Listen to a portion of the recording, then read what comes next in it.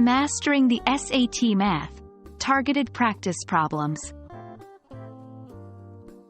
Hello, dear learners. Today we'll delve into a key strategy for improving your SAT Math scores. Targeted practice problems. By honing in on specific problem types, you can boost your confidence and efficiency in tackling the real test.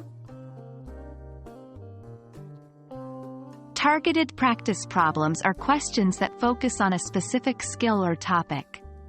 Instead of doing random problems, which might be overwhelming, targeted practice allows you to work on one type of question at a time. This method helps in 1. Identifying weak spots. 2. Gaining deep understanding. 3. Building confidence for that specific topic. Imagine trying to improve your basketball free throws, but instead of practicing free throws, you play a full game. You'd get less practice on that specific skill. Similarly, by focusing on one kind of SAT math problem, you reinforce your understanding. You spot patterns more easily. You get faster at solving that type of problem. Step 1. Identify your weak areas.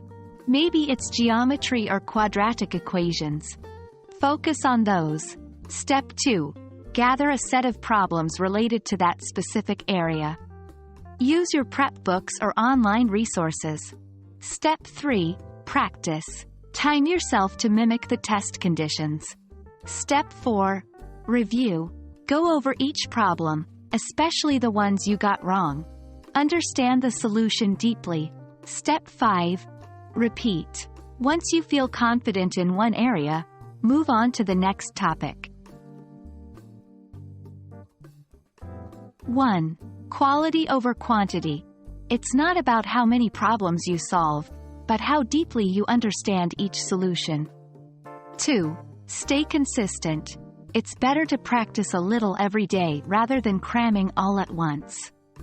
3. Mix it up.